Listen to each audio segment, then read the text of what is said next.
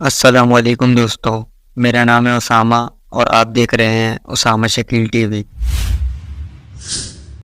محرم الحرام اسلام کے کیلنڈر کا پہلا مہینہ ہے۔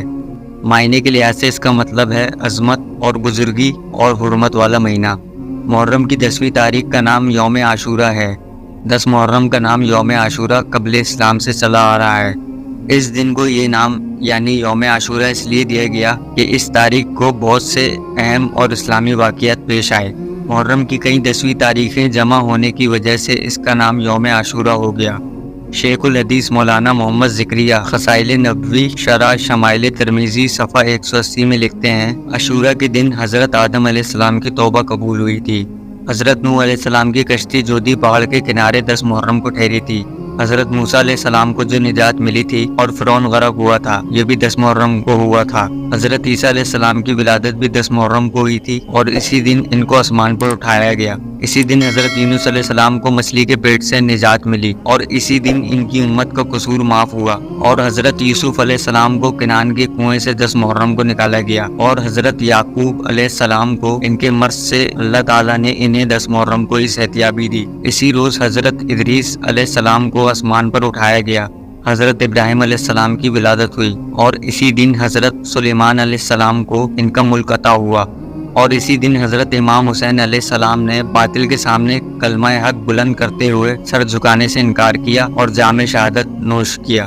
حضرت عبداللہ بن عباس رضی اللہ تعالیٰ عنہ فرماتے ہیں کہ رسول اللہ صلی اللہ علیہ وآلہ وسلم مدینہ تشریف لائے تو یہودیوں کو عاشورہ کے دن کا روزہ رکھتے ہوئے دیکھا۔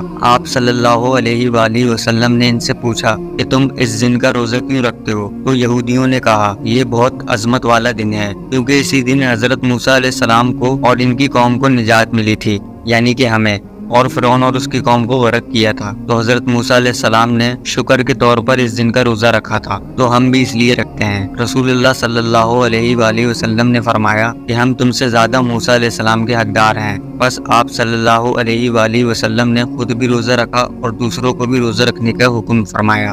حضرت ابو قتادہ رضی اللہ تعالیٰ عنہ فرماتے ہیں کہ نبی کریم صلی اللہ علیہ وآلہ وسلم نے فرمایا کہ میں اللہ تعالیٰ سے امید رکھتا ہوں کہ عاشورہ کے دن کا روزہ گزشتہ 1 سال کے گناہوں کا کفارہ ہو جائے۔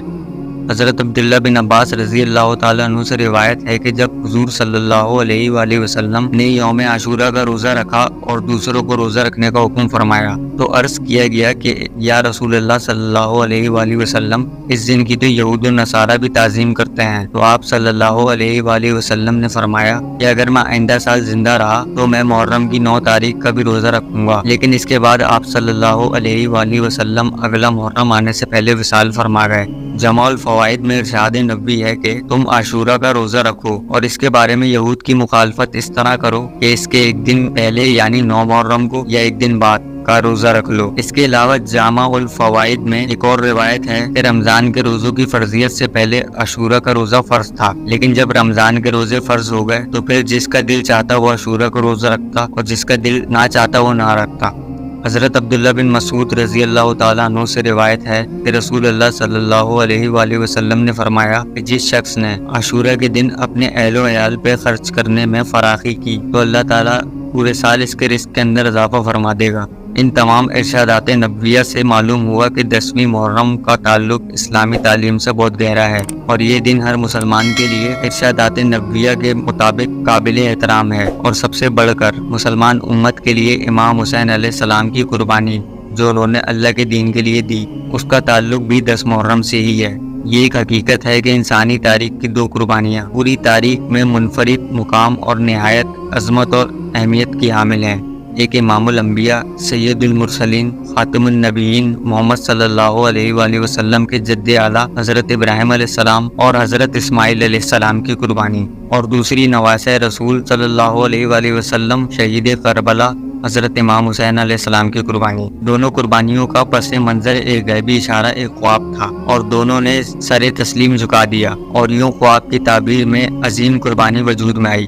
ایک بار نبی پاک صلی اللہ علیہ وآلہ وسلم حضرت فاطمہ رضی اللہ تعالیٰ عنہ کے گھر کے پاس سے گزر رہے تھے کہ اچانک آپ نے حضرت حسین علیہ السلام کے رونے کی آوازیں سنی، تو آپ صلی اللہ علیہ وآلہ وسلم حضرت فاطمہ کے گھر تشریف لے گئے اور فرمانے لگے کہ اے فاطمہ حسین کو چپ کرواؤ کیونکہ اس کا رونا مجھے تکلیف دیتا ہے، کیونکہ آپ صلی اللہ علیہ وآلہ وسلم پہلے ہی جانتے تھے کہ امام حسین کتنی تکلیفیں برداشت کرنے والے ہیں۔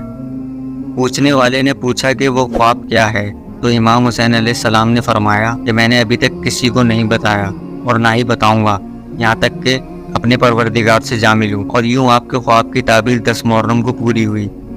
اللہ تعالی ہم سب کو یوم عاشورہ کی برکتیں عطا فرمائے، آمین۔ امید کرتا ہوں یہ ویڈیو آپ کو پسند آئی ہوگی اور بہت کچھ نیا جاننے کو ملا ہوگا۔ اگر ویڈیو پسند آئی تو ویڈیو کو لائک کریں، شیئر کریں، چینل کو سبسکرائب کریں۔ میں ملوں گا آپ سے اسی طرح کی کسی نیکسٹ ویڈیو میں، تب تک کے لیے اللہ حافظ۔